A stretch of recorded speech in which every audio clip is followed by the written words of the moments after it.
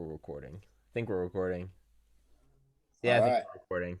318 with Dale, motherfucking Comstock. The American Badass Chronicles, Volume 3. Going through his book, American Badass, which will be stickied in the top comment and link in the description. And, dude, I was saying this yesterday to my buddy. I was like, man, doing podcasts with you and or Ted-Eye is like fishing with dynamite. You guys go out, everyone watches it, the average view time is up, all the comments are up, the likes are up, the shares are up, and it's just slowly dawning on me. I'm like, why am I even having anyone else on the podcast? This is where all my gold is. But Well, you got some more good guys coming on board, man. Gary O'Neill, American Warrior, Jim Smokey West.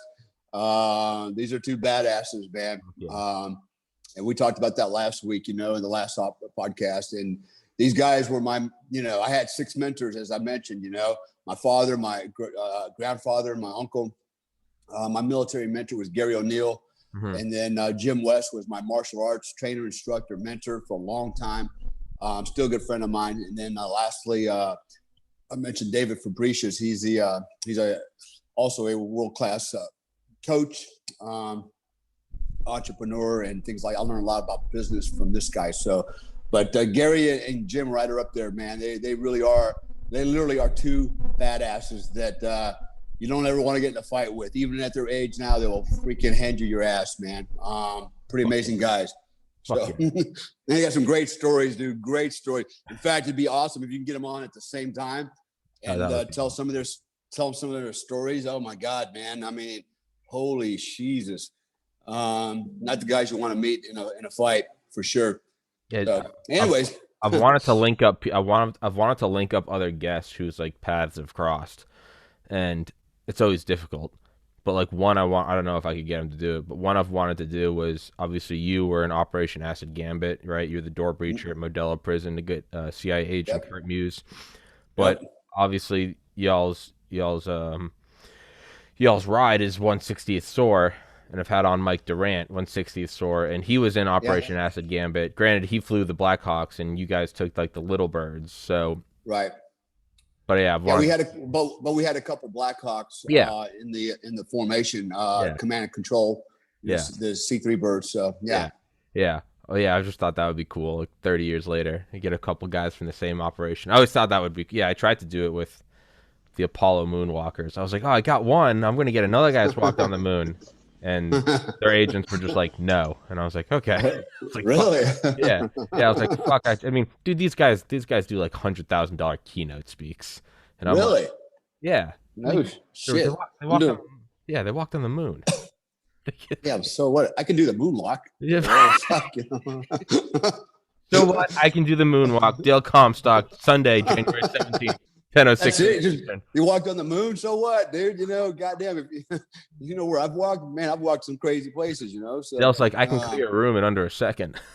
I don't give a fuck about the moon, man.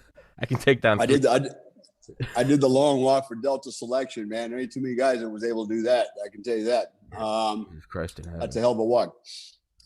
But yeah, so everybody's listening out there. We're kind of shooting the shit, but. Mm-hmm. I'm not going to go through who am I. If you don't know, well, just Google it or whatever. Yeah. But, there's two previous episodes. We did American Badass, Volume 1, Volume 2. This is Volume 3. So just go back to the last Sunday and the Sunday before. Sorry, go on. No. So I'm actually calling it from Bali. I'm living in Bali. I have a home in Florida also, but, I maintain that, as I mentioned before, for my daughter. She's 11 years old, so when I go back, she and I have a home together. But my home, for all intents and purposes, is right here in Bali, and I have a business here that's kind of in the final throes. Hopefully, I can get it, do some CPR and get it to resuscitate. But as COVID's killing everything, man. But there's other opportunities here, so I'm still kicking. But so I'm calling it from Bali. What a cool place, right? I live here. It's paradise, literally. And but it's got its issues too with this whole virus bullshit and the social distancing, mask. You have to wear a mask in the car. They've really lost their mind here. But you just kind of put up with it. You just kind of you just do what you got to do, man. You get caught, you're like, oh yeah, mask, yeah, I forgot, put it on and drive off, take it back off. You know, it's just stupid stuff. You know, or if you're an expat here, you know, they, you know, you got money, so they'll, you know, hey, you got to, you know, pay the fine. You usually give the guy like $7, you know, and that's a lot of money for them. And you're good to go. And if you're an Indonesian, you can't pay, you know, they'll make you get off and do push-ups or something on your motorbikes. Really? Just weird shit. Yeah, just weird stuff, man. That is weird. I can go on with the weirdness, but some of it's just crazy, man. The corruption and stuff like that, but not here to really talk about that. So anyways, calling from Bali, other side of the world. It's 11 p.m. Sunday night. And I'm 13 hours ahead of Eastern Standard Time, which is cool. But so what I was going to do is continue on with American Badass and going through the next chapters. The next one being autogenic conditioning, the mind game. Talk a little bit about that. And why did I include that in the book? Well, actually, the reason I included American Badass is because people ask me all the time, man, Comstock, how the hell did you do all these things? You know, what is it that got you through this stuff, right? And I can tell you it's not willpower, man. It's imagination. Yeah, I just said that, imagination. In fact, Emil Koo, he's the founder of autogenic conditioning, one of the forefathers, you know, one of the first guys to really buy into the autogenic conditioning game. And, you know, he'll say it, and he said it before, you know, it's not about willpower. You know, success is based on imagination, not willpower, as you know, right? We had this conversation last week, and you know, when you first talked to me, you know, a year ago, and you learned about autogenic conditioning and what it meant, and you started applying some of these principles, it created some realities for you that you didn't think was possible, and all of a sudden, wow.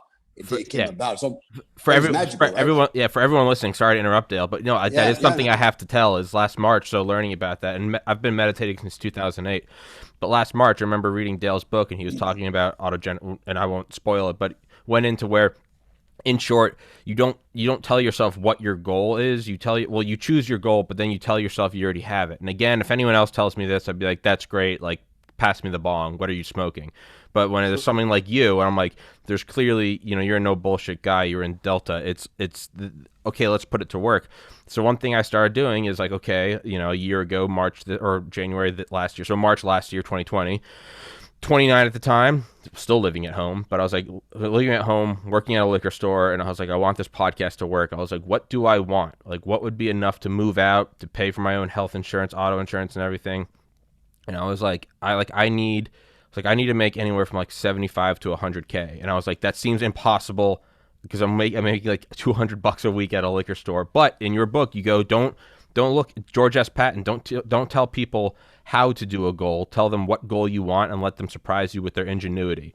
So I just every day meditating, I'd get into a deep state. And when I was at the deepest state, I would tell myself, I'm making $75,000 a year. I'm making 75 to 100. I make 75,000 to 100,000 a year doing this podcast. Here we are a year later, and the number's somewhere in between there. But I'll leave it at that. But that's insane for me. Sorry, go on. Yeah, no, and so the reason I included in this book is because it really is the reason I was able to succeed at so many things in life and continue to succeed at them, because I'm getting even better and better at it. I'm getting a better understanding of it, all the intricacies of it. And it's amazing. So when people go, Comstock, how the hell did you do all these things? My first time when they asked me that question years ago, I thought, did what? I thought I was doing what everybody else was doing, right? I thought I was just keeping up with the Jones, all the other guys, you know, especially in the unit. And then I started to look at it a little closer and go, maybe I did do a lot, you know? And then I thought, well, as I started to analyze, it's like, well, how was I able to do so much, right?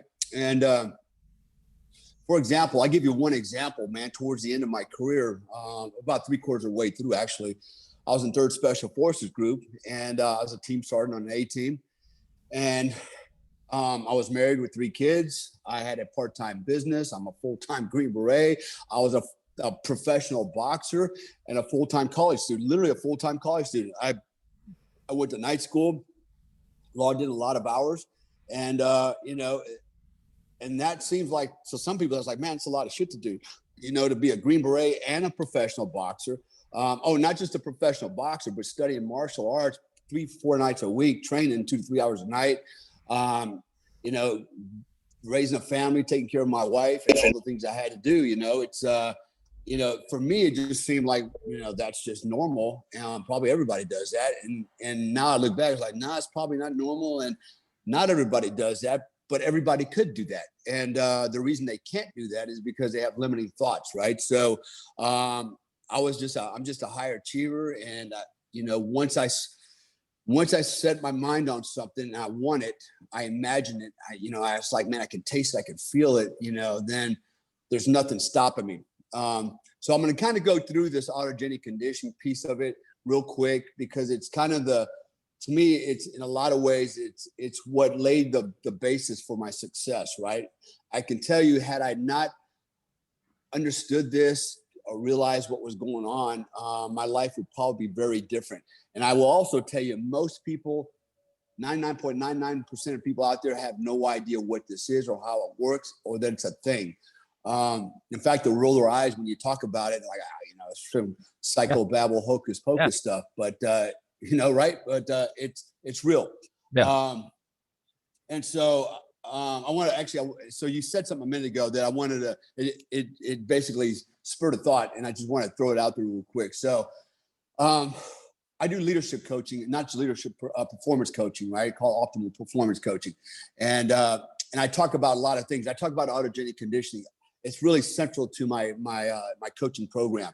I talk about physical fitness, but not just physical fitness, but what actually happens to your body, the nutritional side of it. You know, I'm a naturopathic doctor, so I made it, you know, I studied, you know, natural health and alternative medicine. So, you know, I apply those principles and everything I've learned into my trainings, because you can't be an optimal thinker. You can't be successful if your body's, you know, a wreck, right? And so you're not going to get to the objective if you got flat tires on the car. So you got to make sure that the vessel is running at 100% plus, right? Because why? There's another element to this. I won't get into it, but it has to do with frequency and energy, right? And your body is like a battery. And if this battery is like, you know, on its last charge, you're not going nowhere. The third element is the ether, right? Which is tied into the autogenic conditioning. So I talk about mindset, leadership, and then the ether, which is the autogenic conditioning piece of it. It's also known, well, not known as, but I call it spinal tuning, right? Mm-hmm. So there's these three phases of this thing. So going back to the mindset, when I talk about mindset, I talk about leadership. And so you said something about General Patton, right? He said, don't tell the guys how to do it, just tell them what to do and let them figure it out. And you know what? My dad, the first leadership lesson I ever got was from my father. When I was in the Army, or when he was in the Army. And I was probably, you know, like, I don't know, 8 years old. I still remember we were in Germany, stationed in Germany. And my dad was a great soldier, man. And he would come home from work. It didn't matter what time it was. And the first thing he always did, man, it was spit shine his boots. Not just polish them with a brush, but spit shine them every night. I learned how to spit shine boots from my dad because I started doing it for him, right? You know, lighting the shoe polish, you know, melting it, you know, and spitting on the rag, you know, and it just, you know. But anyways, every night he did that. And I remember one night he said, he asked me, you know, a question. He goes, son, he goes, if you're, you know, in his case, he was a platoon sergeant. He goes, if you're a platoon sergeant and imagine that you had a fence that was 10 feet high, you know, and maybe 20 feet square, had barbed wire on it. You know, there's no gates on it. You know, you couldn't climb under it, you know, you couldn't crawl under it. And you had a platoon formation and you needed your platoon to form up on the inside of this fence. He goes, how would you get your platoon in there? Right. And I thought about it. I was like, well, you know, helicopter, no, that won't fit, you know, parachute, no, that won't work, you know. I'm thinking all this stuff and I'm like, I don't know. Right. And he goes, simple. He goes, you call your platoon attention, you tell them to fall out and fall in on the other side of that fence. Right. Basically what he's saying is you can let them figure it out. Right. Yeah. And I thought, wow, that's genius. Right. So that was my first leadership lesson in life. Right. From a soldier, my father. So I brought that up. I wanted to bring that up because I think that's I think it's key, man. So anybody that's in the military out there or in a leadership position, Okay. Whether you're in a civilian corporation, whatever, right? If you're leading people, and there's a difference between leading and managing. Okay. I'm talking about a leader, man. If you're leading, think about that for a minute, man. That's how you grow. That's how you grow people. That's how you grow your team. That's how you grow your company. And that's how you achieve success. So with all that said, I'm going to roll into the autogenic conditioning piece. All right. So this is actually how this happened. This is how I stumbled upon it. And again, remember, this has a basis to the rest of my life. It has everything, and there'll be another story when I go through Delta the operator training course, where this actually saved my ass and kept me from getting canned. And it's been the basis for all my success. Okay, I've owned 4 companies now. I've sold 3 of them, and I'm just growing. And I'm able to do all these things, be a professional athlete. Everything I've got in life is because I learned this secret, if you will, about mindset and autogenic conditioning. So here goes the story. So this is what happened to me. So growing up, I lived in Germany quite a lot in American concerns and housing areas, because my father was in the Army. And the big pastime there was intramural sports, right? Kids, basketball, football, baseball. That was it. And that was, everybody lived for that. All the parents, that was what Saturday and Sunday to go out and watch the games. During the week to watch the kids, practice, because there was nothing else to do. And so this was a big deal. And I was a jock. I was, as a kid, I liked sports. I wasn't very good at it. In fact, I sucked for a lot of reasons. I didn't have a lot of confidence. I was small. I was a runt. I was kind of timid. I was shy. I was the runt of the litter, right? Even though it's just me and my sister, I guess I was the runt of the 2, but I was a runt, right? And but I really wanted to be like, the rest of the boys, man. I just, I wanted to do all this stuff. I just didn't have the confidence. And so anyways, I was about 14 years old. And in my particular neighborhood called Pattonville, which was in Stuttgart, Germany, we had 2 baseball teams just in my community alone, right? The Pattonville All-Stars and the Pattonville Royals, aka the Bad News Bears, if you ever watched that movie, right?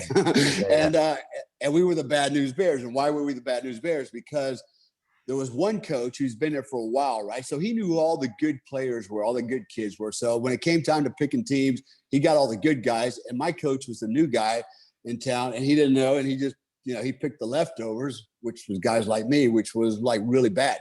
And so what ended up happening, so the teams were selected, and, I played left field. Sometimes I was left out, but I wasn't very good. And that's why I put me in left field, because I couldn't do a lot of damage. And I couldn't help the team a lot either. But, I was out there and I wore a uniform, and never got any grass stains in it or anything, and I never had to wash it because I just stood around in it all day. And, but one thing I had, man, I could throw a baseball. I had a pretty good arm. Just had a good arm, right? I couldn't catch for shit, but if I got my hands around that ball, I could throw it, right? And so what happened was, on one particular day, I think it was Saturday or Friday, we had a game against the All-Stars, right? The Royals versus the All-Stars, the best of the best of the best against the Bad News Bears, right? This was going to be a shutout, and it was. So we had the game, and I remember our catcher got taken out, right? We had one catcher who's pretty good, but a guy was sliding at home base, need him in the groin, and that was it. End of the season for this guy. He was out, right? So now we're minus the best catcher, the only catcher we really had on the team. So we lost the game. The next day we had practice. And no, actually, let me back up just a little bit more. I was playing always left field. This particular day, my coach said, I need you to play third base. Now, I'd never played the infield, right? And I'm like, oh, shit, And I could never say no, right? I'm the guy that's like, yes, sir, roger that, put me in, coach. And I'm thinking, holy shit, and I had no confidence to play third. I never played it before. Never played the infield. I was a left field guy, right? And so I knew and we were going to play these guys. And I thought, holy smacks, all this stuff started coming to my head. What if, guy hits a line drive, it comes right at my face, and I had no confidence in catching the ball. Like, what if I try to catch it and I miss and it hits me in the face, or what if this happens, or what if that happens, right? Nothing but negative thoughts. That's all I could come up with was negative thoughts, right? Mhm. So, it's negative energy, and I attract negative energy. So what happens? All those things happen, right? In fact, this one guy, I remember he was a big dude and he was really good and he was a really cool dude, right? You always have the cool dudes, when you're a teenager. And this guy cracks the ball. It's a line drive to third base. And I remember all time slowed down, man. And I could see this missile coming at me. and I remember in my mind going, okay, Dale, do you attempt to catch it and miss and get hit in the face because it's really going to hurt? Or do you kind of try to like catch it, pretend like you're going to catch it and kind of duck out of the way and let it go over you and pretend like you just missed, Yeah. And, I'm processing all this information in like in a split second. Time to slow down. Yeah. And I opted for the latter, like, I kind of half-heartedly reached up for it and kind of ducked and let it go over my head. And when I did that, man, I was rebuked by all the parents, man. They were like brutal. I'm 14 years old and they just freaking mauled me from the stand. In fact, they got out of the stands and walked over to the little box next to third base and were standing like chewing my ass. Right? I'm like, come on, Yeah. I'm sorry. And and of course my confidence was like, now it's really gone, right? And so it was one error after another, right? And everybody's like, come on, coach, get him out of there, And I'm like, holy shit, you would think we're playing for the world championship, and millions of dollars at stake. So I remember when it was all over, man, catcher got taken out. I went into the dugout and I waited till everybody cleared the baseball field. Everybody was gone before I came out. And I looked out there and like, okay, nobody's out there, and I went home with my tail between my legs, and I never gave up. So the next day we had practice. And I'll be damned. My coach says, Comstock, I want you to play catcher. And I thought, you fuck with me, right? Because you saw what happened at third base, right? Nothing. And if I can't play third base, what makes you think I'm going to play catcher, right? And it wasn't even up for debate. He's like, you're playing catcher. And so I thought, okay, this guy wants to just really fuck me up. And he's having fun embarrassing me. I didn't know what was going on or why it was happening, right? So not a quitter. I said, okay, I'll roger that.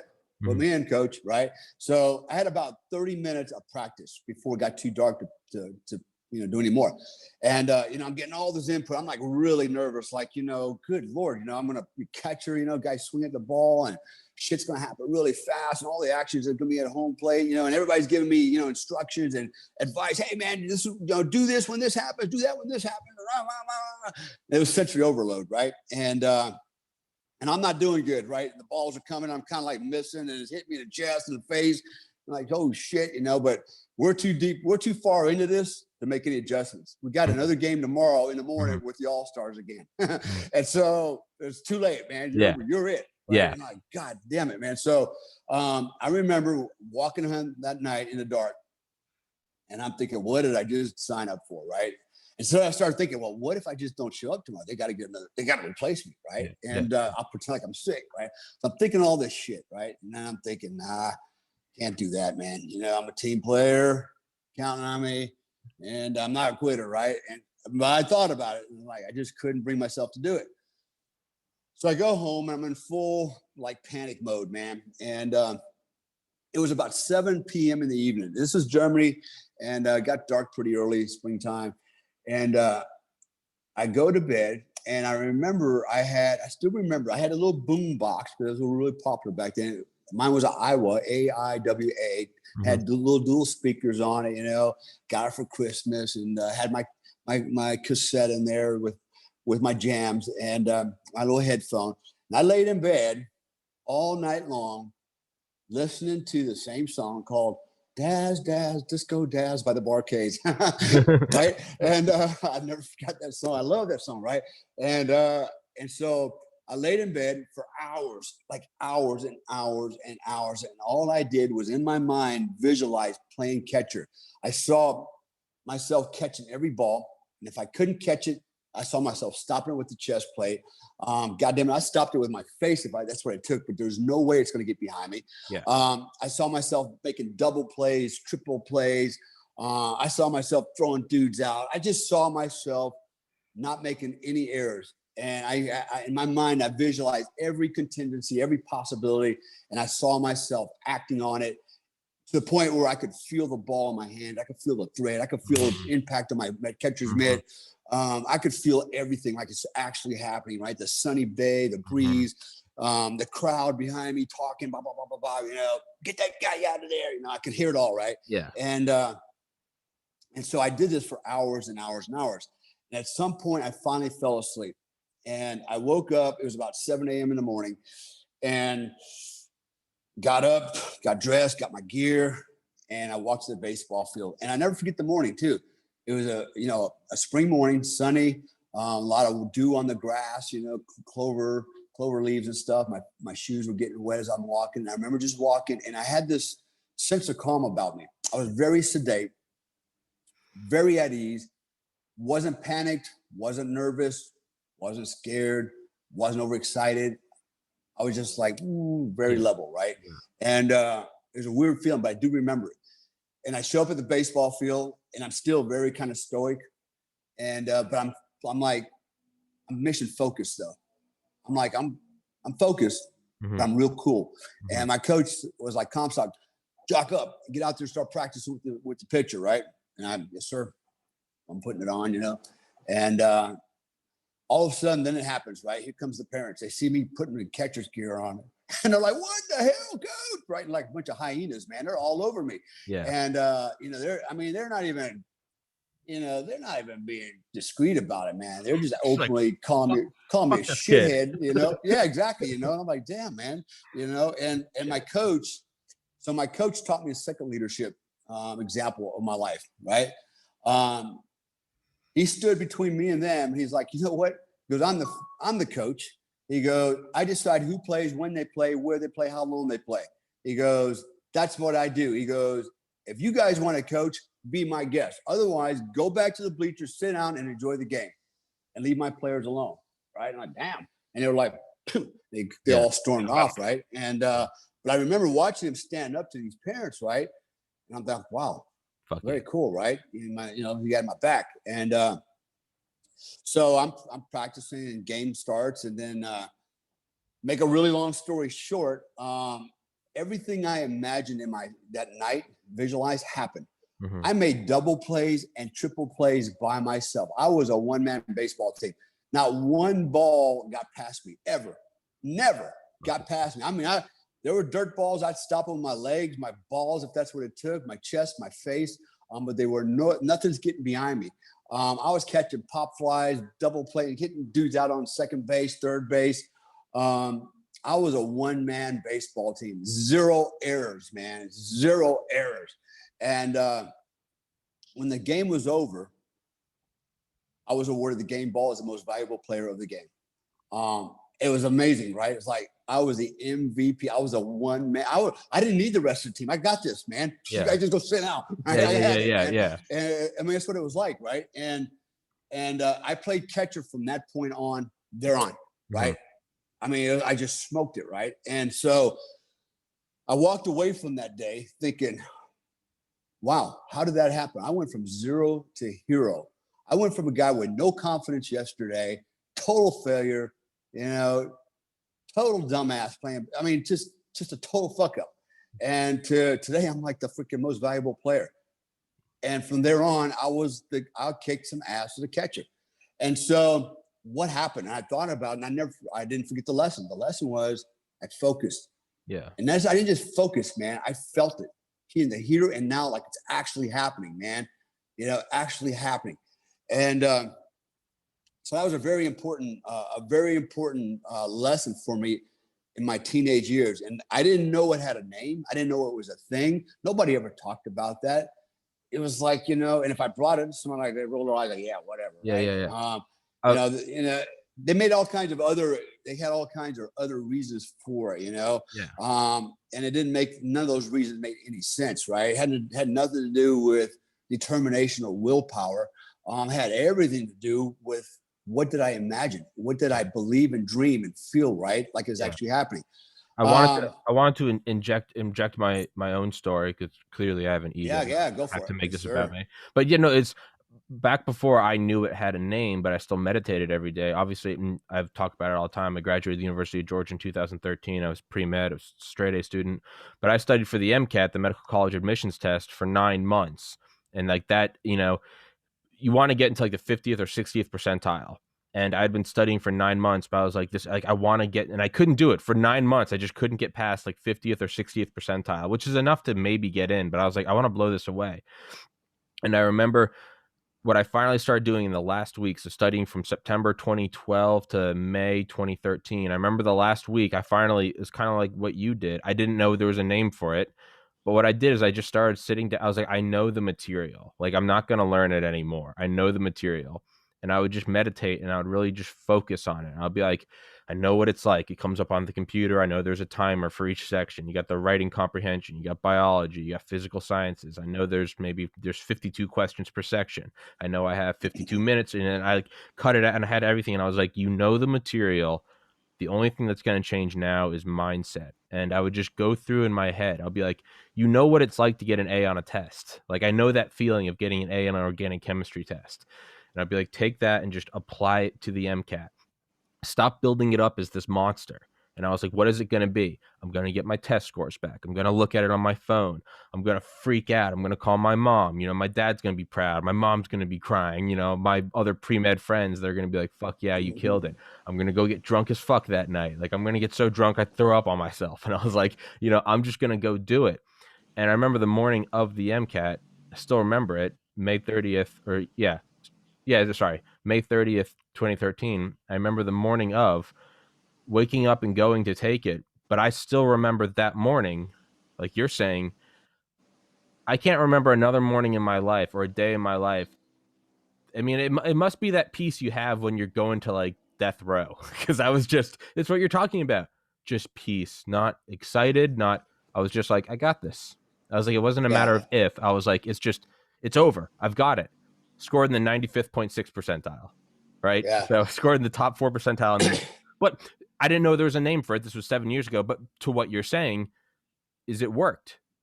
Is it actually worked? And it still sticks out in my mind. And I know it worked because it wasn't just, here's my story. It's like, no, there I was interviewing at med schools with a bunch of other people who all went to Yale, Harvard. And I'm just sitting there like, I did something. And I don't know what it was, but it worked. But sorry, back to you.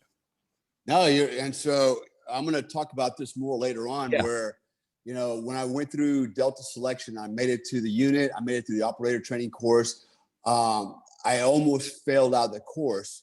And I'm going to talk about what happened and how I was able to literally, in the span of 3 days, go from the worst student in the class to the top student in the class. And again, it had everything to do with, I had to go home, go to bed, and focus, right? And so that was the game changer. And I remember what happened is when I played baseball, and I was in big trouble, and I thought, man, okay, what am I going to do?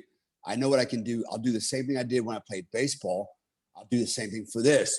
And it worked. And it's been working ever since then. So that will come in the subsequent chapters as we go in the other podcasts. Sure. So moving forward, so that was one of a very important life lesson for me. Now, remember, my father was in the Army for 20 years. He grew up poor, no white privilege there. I mean, literally grew up really poor, man, out in the desert, on the east side of the Sierra Nevada mountains in a place called Bishop, California. He had an 11th grade education and joined the Army. And so he joined the Army, ended up in Germany, and then he met my mom. My mom had a 9th grade education. They got married. My mom had me when she was 17. He was 20. And then, and here I am, right? So what happened was, moving forward, nobody on either side of my family, right, had a college education because they were all, they were just poor. Yeah. They couldn't afford it, right? Dad 11th grade education, my mom 9th grade education. And they did what they had to do. In fact, my mom, her only job skill was she was a seamstress. She learned that in school, how to sew, right? That was it. So my father really wanted me to be the first college graduate on both sides of the family, right? that was really his intent. That's all he thought about. It was like, man, I want my son to be the first. I want to start elevating the family, right? And and I knew that. But the reality is I sucked as a student, man, for a lot of reasons. I went to 4 different high schools in 4 years, right? In fact, I started 1 year like three months late because my dad, we were rotating and ETSing, and we'd ETS in the middle of the school year from Germany to the United States, and I'd go to a new school, and I could never catch up. And it's not because I'm necessarily stupid. It was just because I could not catch up and assimilate fast enough. So I was just barely hanging on, with, C's, D's, and F's, man. If I got a B, I did really good. But I was averaging D's and C's. I was terrible, man. And I had no confidence, man, no confidence. And part of it is just the situation created this, this feeling for me, because I just, everything was a fail. Every time I started school, I started late, different schools, and trying to assimilate, make friends. And, and anyway, so what happened was, I missed the Army, right? The Army life, because I'm now living in the civilian world. In fact, we had moved to, my dad retired, and we moved from Fort Huachuca, Arizona, up to the Bay Area, San Francisco, right? He got a job up there with a company that was radio electronics, because he was, his background was in communications. So now, we're really like fish out of water, right? I'm living in this world that I'm living with kids that are not like, the kids I grew up with in the military. Not the same type of mindset, when you grow up in a military culture, your fathers and your mothers are in the military. That mindset is passed on to the kids, right? The discipline, the respect, all those things, dude. When 5 o'clock reveille, when that was playing, Lawrence Fly, everybody stood out there with their hands on their heart, along with the soldiers saluting, man. That's the culture, man. That's military culture. Yeah. And, and people out there will scoff at that, like, and I said, to hell with you, man. You know what? To hell with them, right? So I missed that culture, man. I missed that, that world, man, where there was that culture, that camaraderie, that friendship, that discipline, that honor, all those things that made us proud, man, proud. And so I couldn't wait to go to the Army, right? And I didn't want to tell my dad. And I just thought about it all the time, like, man, I want to go back. I want to go back to that life, And then we moved to Sacramento. And one day, I'm looking in TV Guide, right? I open it up, and they have an advertisement in the middle. And it was an airborne ranger coming out of a jungle. I'll never forget. It's like I can see it today, right? He's wearing a green patrol cap. He was wearing OG 107s. He had a rappel rope around his chest. He had a Car 15. He had camouflage in his face. And he's just coming out. He had this badass look to him coming out of the jungle, right? I go, that is it, man. That's what I want to do. And so then, just serendipitously, I get a call from a recruiter, Army recruiter, And I'm thinking about it, I was like, yeah, let's go down there, right? And so I went down there, and I'll never forget. In my book, I call him Staff Sergeant Dodson, right? Just save his name. Little redhead Irish dude, Staff Sergeant. Freaking guy could talk. He was funnier than shit, man. Just a wild man. And I show up in his office, sit down at the desk, and he just starts talking about, things like, communications, and electronics. We didn't have computers back then, and it sounds like a long time ago, right? This was like 1980, right? And so, and he's, talking about, everything that I was not interested in. And I'm just kind of like looking at this crap on the table. And I go, Sergeant Dodson, what about Airborne Rangers? And kind of eyes got big, kind of smiling, like, shit. He wiped the whole desk clean, pulls out one little thing about the Airborne Rangers. He goes, bam. And I'm like, that's it. That's what I want to do. And he's like, we'll sign right here and we're good, right? So sign me up, right? And he's like, hey, if you can bring 2 more guys in, on this delayed entry program, which was a year out, right before we graduated high school, he goes, we'll promote you to E2 right away. You go in the Army already in E2 instead of E1, and you get a $3,000 bonus. Holy shit. So I recruited my 2 best friends, right? I talked him into it, right? And my 2 best friends to this day are still my best friends ever, man. They're my brothers. We went to high school together. One of them's a black guy named Kenny, and the other guy's a Mexican named Joe. And we were the best. To this day, we're still the best friends, right? And so the three of us, the Three Musketeers, we signed up together and we went into the late entry program. Now I had a problem though. I had to tell my dad what I did, right? And I did. And when I told him, he was not happy. He was actually sad, right? He wasn't mad. He was just, I could tell he was very disappointed. Yeah. And I saw it in his eyes, like, oh shit, you know, I really screwed this up. I thought he was gonna be proud of me because I wanted to be a soldier too, right? And he's like, son, you know, he used to tell me you wouldn't do good in the Army. You don't like getting up early, you're lazy, blah, blah, blah. You know, give me all those reasons why it sucked being a soldier. And here I go, right? And so when I saw how bad I disappointed him and the fact that I thought you were going to go to college, you know, I was like, look, Dad, I said, I'm going to get my college degree. I promise I'll get a college degree. Let me join the Army. I want to be like you. I want to go back to that, but I'll get a college degree, you know, I'll do it, right? And that was my promise to him.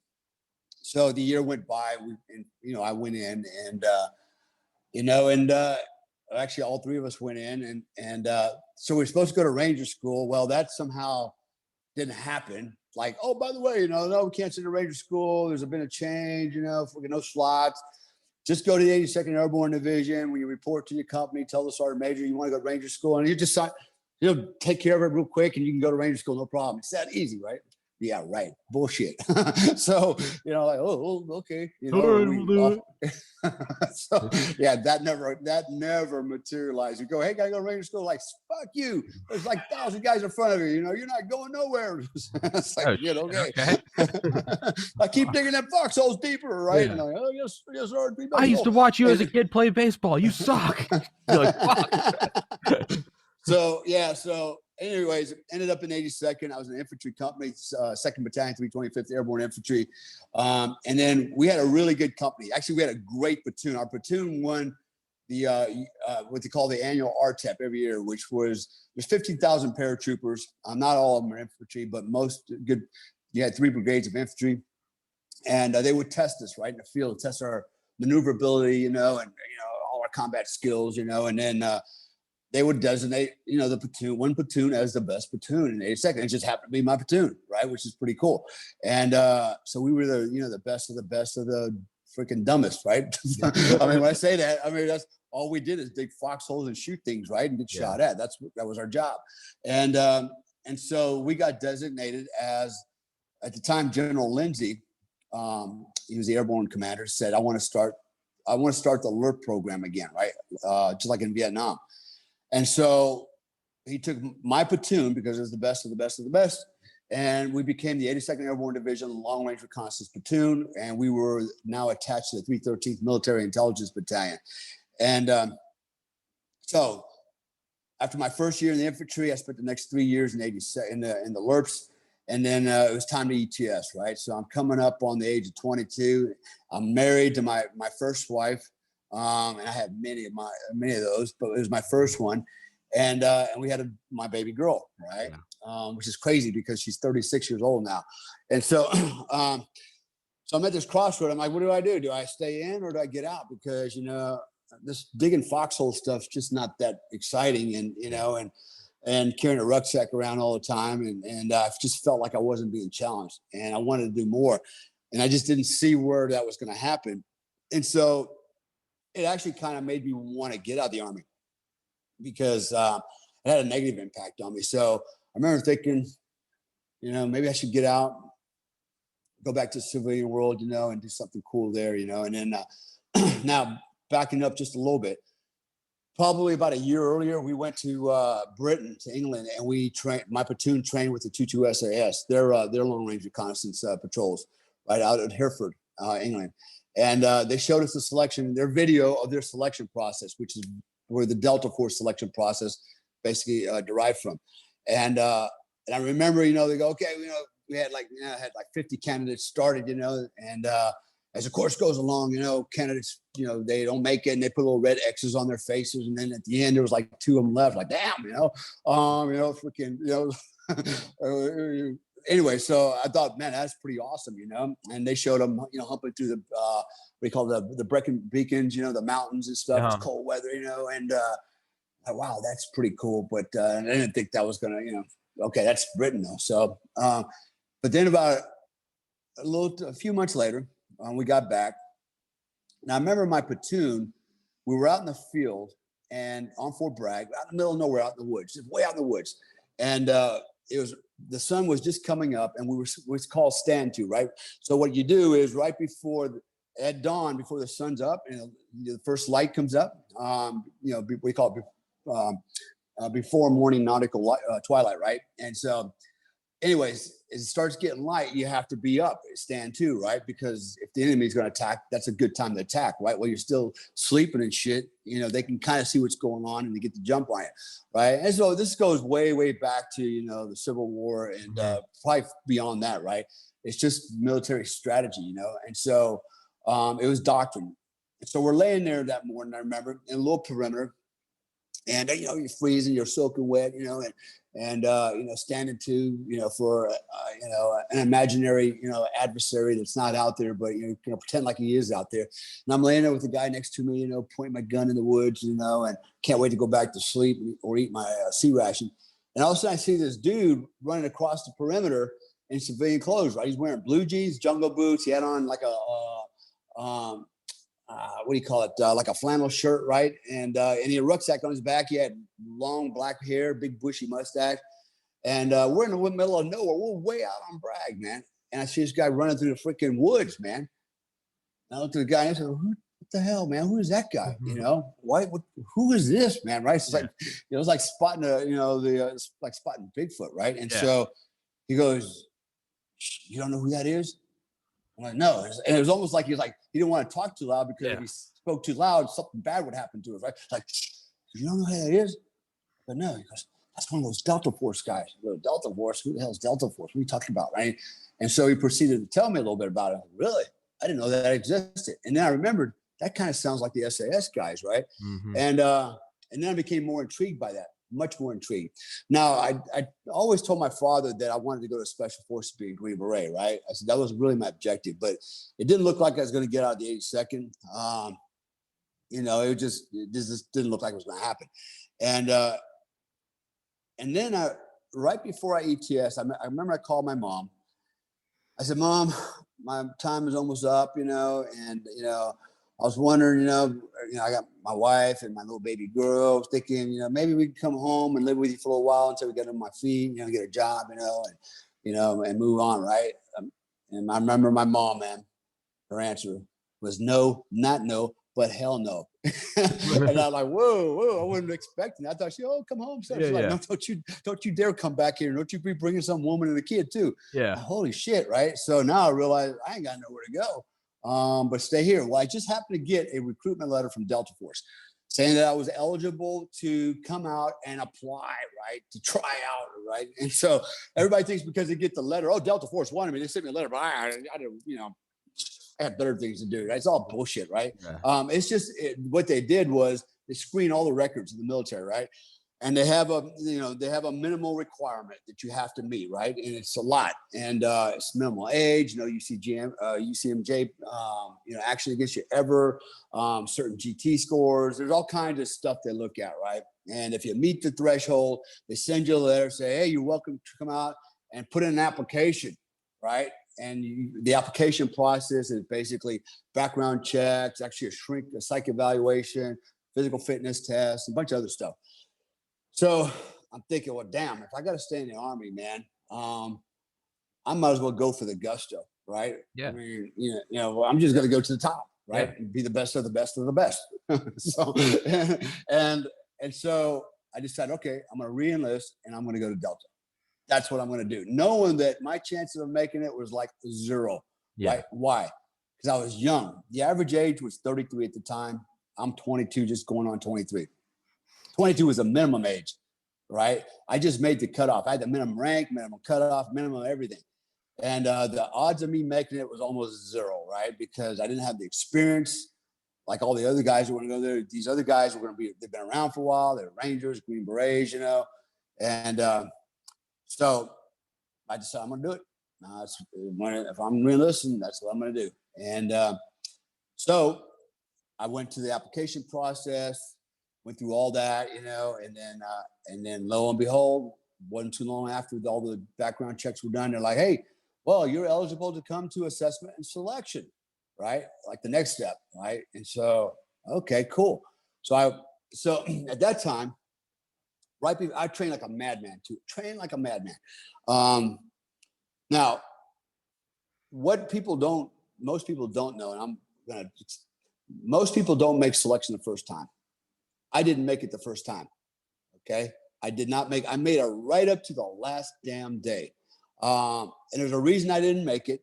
And it had to do a lot with, at the time when I went through, they had the 100-year floods in West Virginia, and the Cheat River went 12 feet over its banks.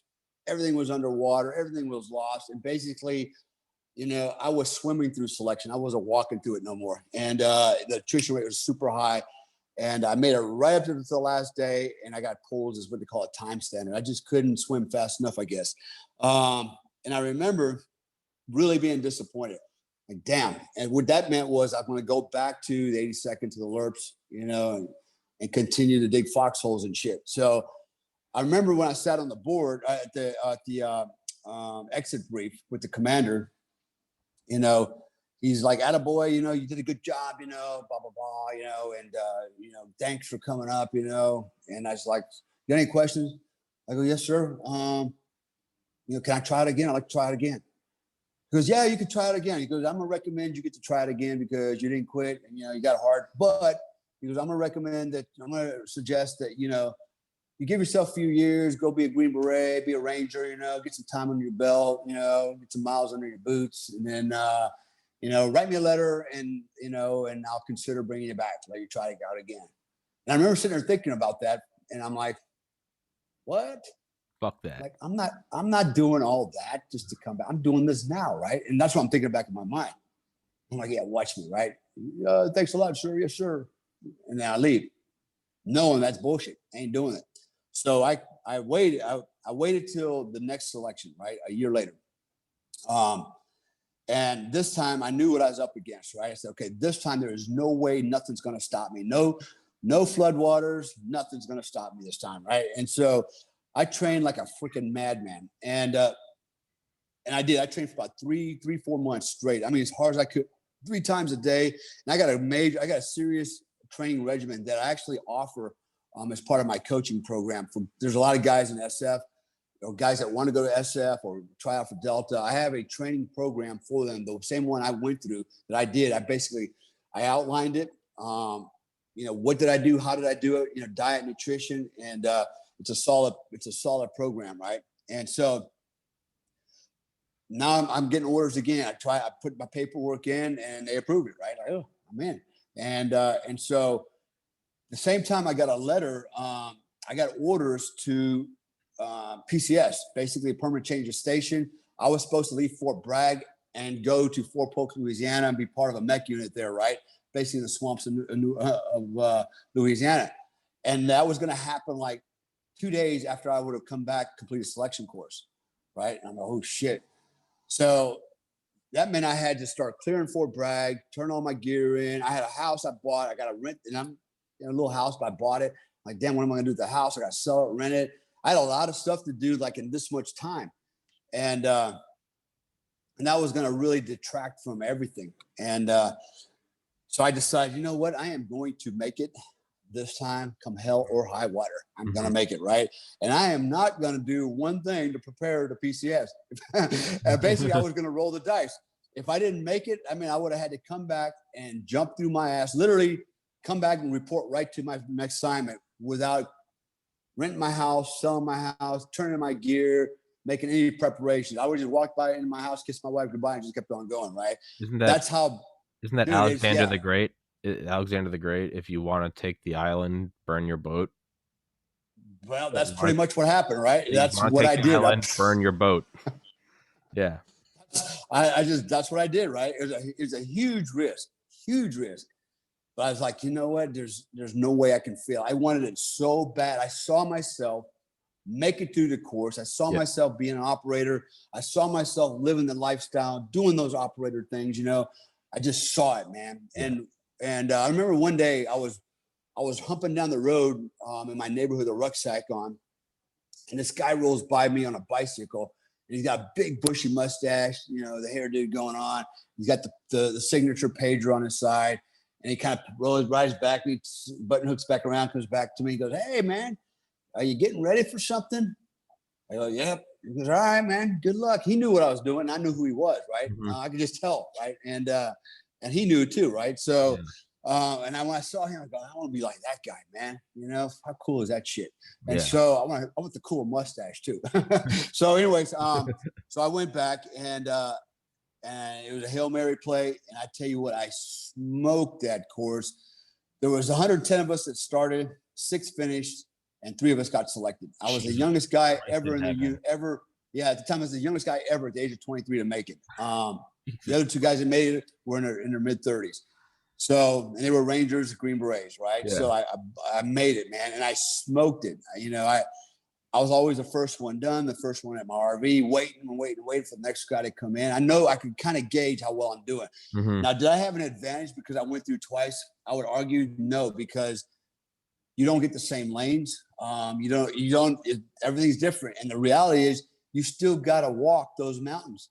Just because you've been there before doesn't mean you can fly over them. You still got to walk them, right? Yeah. And you still got to do the work. And so, and there were some moments out there, dude. I had tears in my eyes, man. I mean, really, it was very demoralizing. And Delta selection is very different from.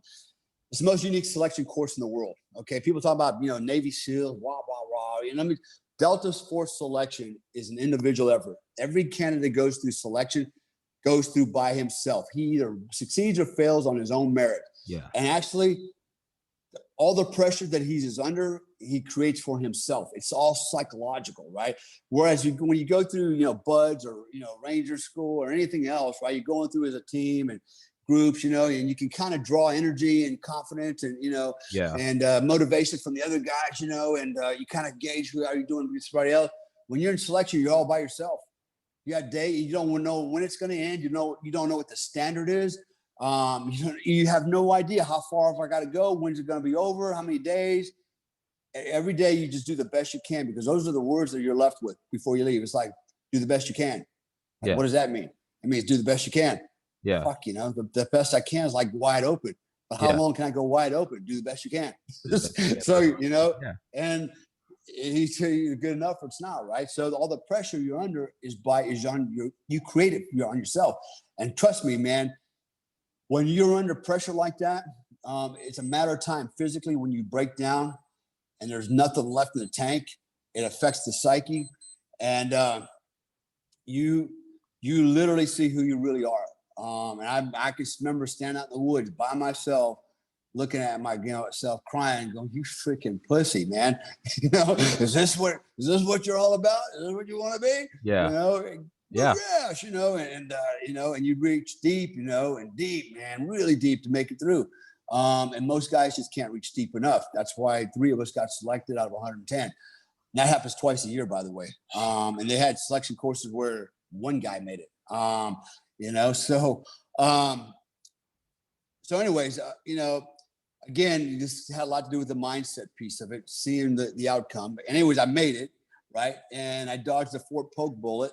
And I thought, "Ooh, that was close." Thank God, man, I made it, because that would have been a train wreck right there.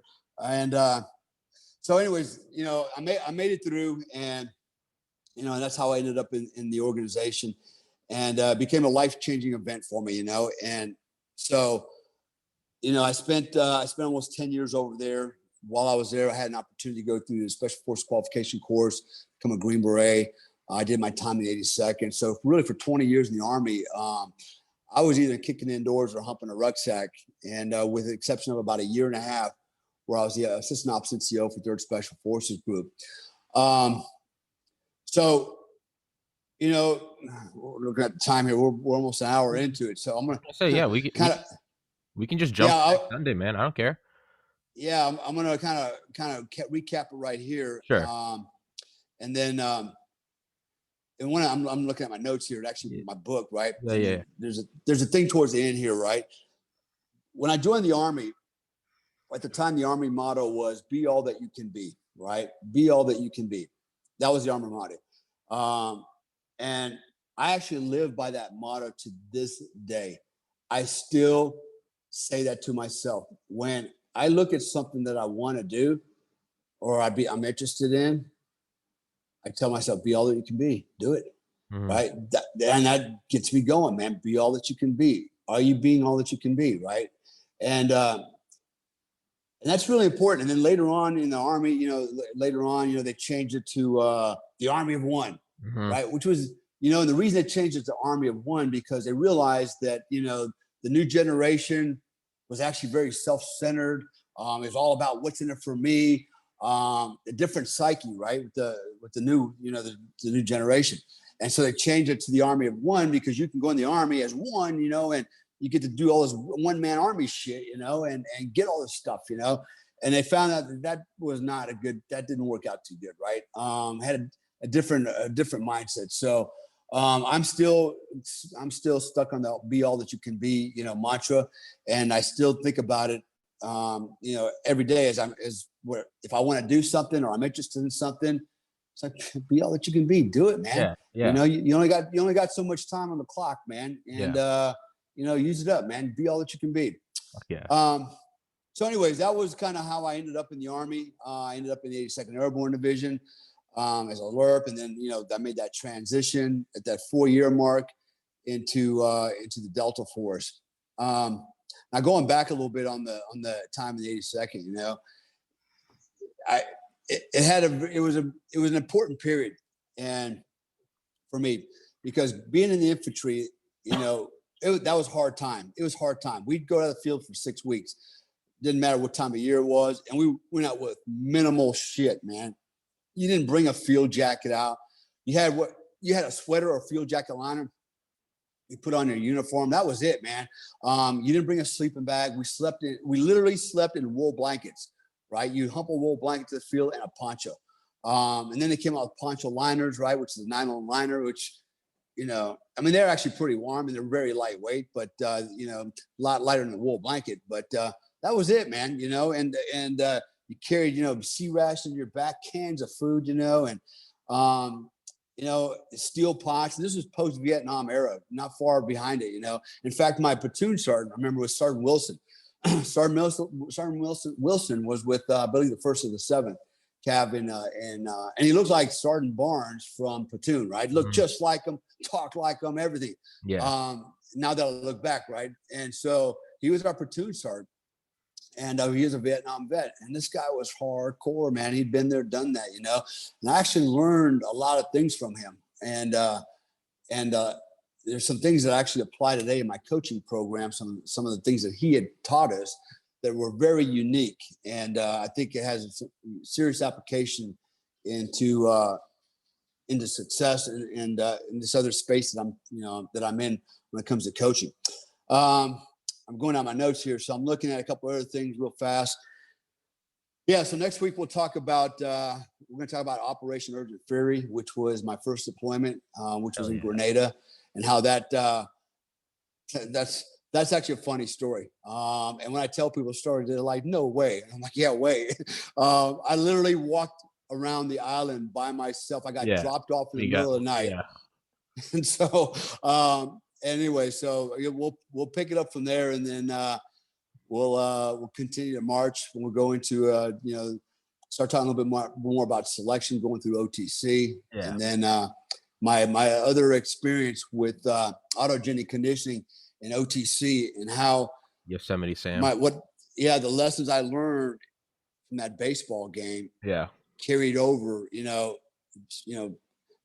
12 years later. And actually it was that lesson that allowed me to become a Delta Force operator. Had I not had that experience of that lesson early in life, I would have never made it through. And so, so there's a lot more to cover. And we'll break it off right there, I think, and because it's actually midnight. Yeah. In Bali, Indonesia. Yeah, I always forget when I'm talking to you. I'm like, let's just keep going. I'm like, my day's getting started. I'm like, Dale, it's midnight. No, actually, you know what? And to be honest with you, man, it's not even. I'm on my own clock, man. Yeah. I really don't have anywhere to be in the morning. But I do have things to do, and I'll just, organize my day. But I try to kind of keep some kind of a work schedule, day schedule. Yeah. And, but sometimes I have to remind myself, dude, Comstock, you're your own boss, man. And for everybody that's listening out there, just paying attention to this podcast, you know, if you're wondering a little bit about, you know, what am I talking about? I live in Bali, Indonesia. I've lived in, worked in, or, you know, visited over 90 countries in my lifetime. I've lived and worked in Hong Kong, Europe. And so since the time I retired out of the military, which was in 2001, we're talking 20 years ago, you know, I've always been my own boss. You know, remember what I said earlier in the story, you know, I was as dumb as a rock, man. I barely graduated high school. In fact, I had to take summer school classes just to make sure I had enough credits to graduate high school so I could go in the Army. I was that far behind. And I wasn't gifted or anything like that. And so didn't have a lot of money. I didn't have any more money than any other, you know, guy that master sergeant retires, you know, after 20 years, you know. I have a retirement check, which, you know, my ex-wife gets half of that just for child support payments, you know. So, you know, and, you know, taxes for Uncle Sam, you know, all those lazy ass bastards who don't want to work, you know, I got to pay them too. And so, so here we are. Right. But I've created my own reality, and, you know, I live a life where I don't have a boss. I haven't had a boss in 20 years. I did a lot of cool stuff. Most of you know, or some of you probably know, I spent 9.5 years with OGA, doing the same stuff I did in the military. You know, as of the last 4 or 5 years, you know, I've been working as a mercenary, a real mercenary, not, you know, Blackwater contractor, but, you know, I've worked for foreign governments. It was all above board. So I've still been in the fight, so to speak, fighting against the global war on terrorism. In my 50s, I'm 57 now. And, but I live my own life. I get up when I want to get up. I go to bed when I want to go to bed. I answer to nobody. I hustle for my money. If I don't hustle fast enough, then I got problems. People aren't going to eat, you know. I got a lot of mouths to feed. But you know what? It's nothing. There's nothing like the hustle, and there's nothing like, you know, being in charge of your own destiny, your own success, and being responsible for your own failures. And there in that is a lot of, you know, there's a lot of peace in that, you know, when it's not a lot of stress for me. I never stress out. You know, if I wake up one morning and go, damn, I'm out of money this month, you know, shit, you know, I don't freak out like, oh my God, what if I don't find any money? I always make money. I always find a way to make money. I'm always making money. I'm always spending money. I'm always losing money, right? And I'm always making more money. I'm never afraid that I can't succeed. I know I can. And it has a lot to do with that mindset we've talked about earlier. And it's funny how that works. It's funny how that works. As long as I'm not going, oh my God, what am I going to do? And as long as I don't see myself broke and in trouble, I'm okay. I have to see the money coming in. I always tell my wife, don't worry, money's coming. I don't know where it's coming from. It's coming. I know it's coming. I hear the whistle blowing. It's coming. Right. And it comes and it shows up. There it is. Just like always. Right. And so I do have to work. I do have to hustle. It doesn't like just fall out of the sky. I wish it did, but it don't.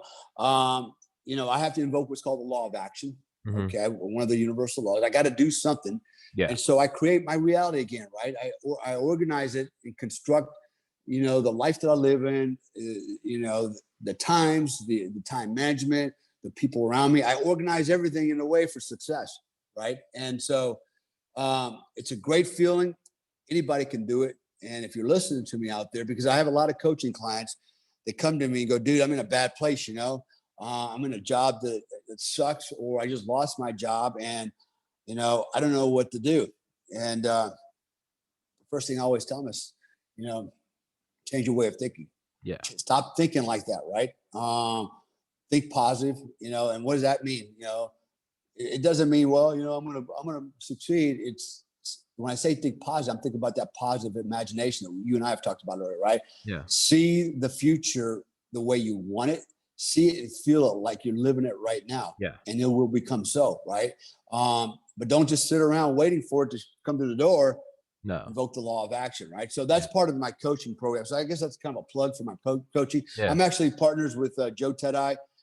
We have a company called Tier 1 Performance Coaching. And, you know, Joe's a good dude. We're good partners.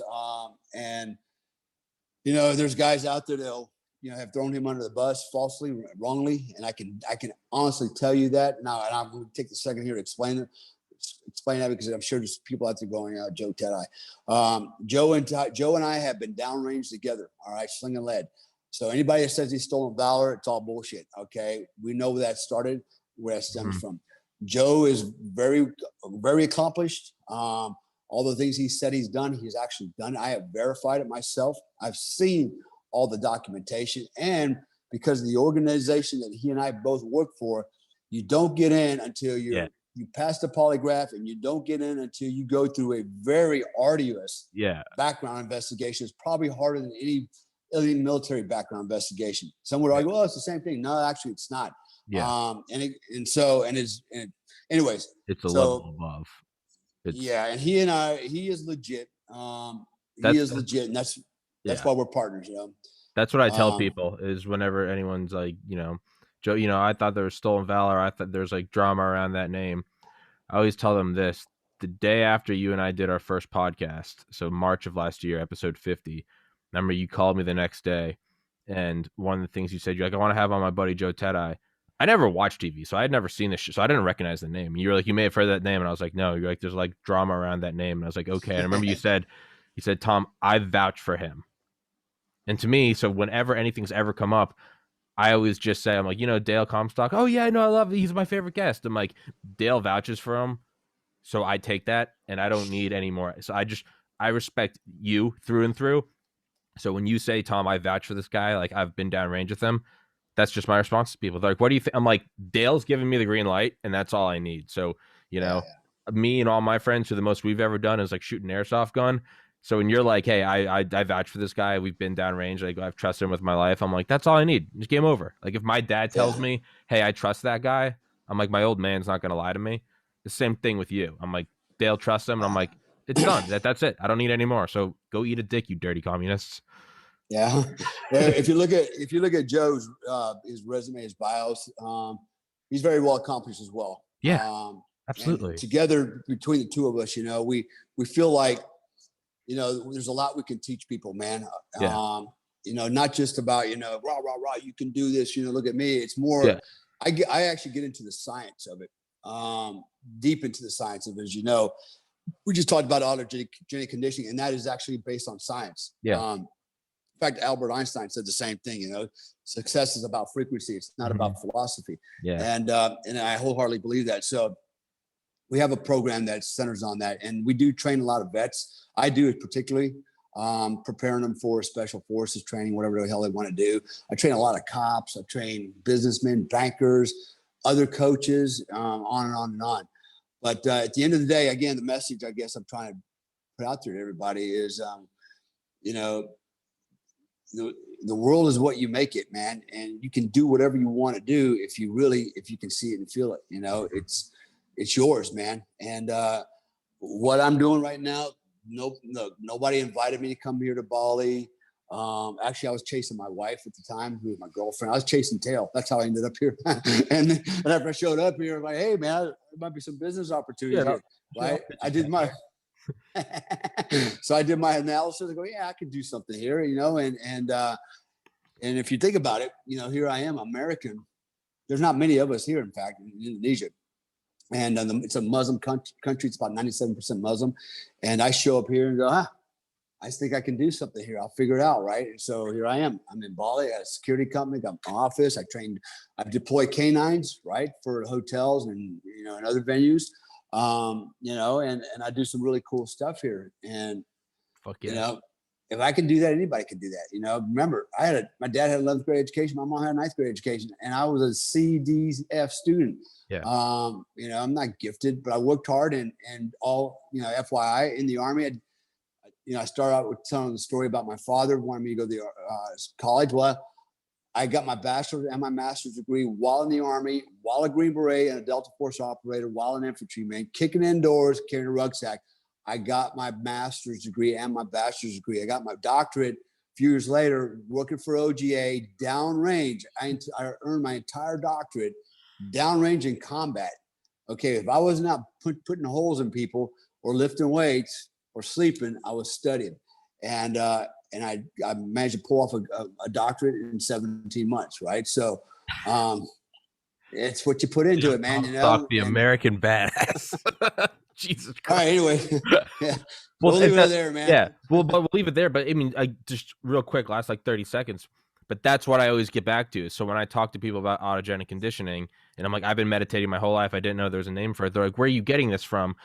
I'm not getting this from some dirty hippie girl who's never shaved her armpits. I'm like, no, this is from this guy. That's the only reason why I give it weight, is because it's, you know, if some dude who sucks at everything is telling me how to throw a football, I'm like, fuck off. If Tom Brady is like, I throw a football well because every morning I put tapioca pudding on my balls, I would be like, where do I buy tapioca pudding?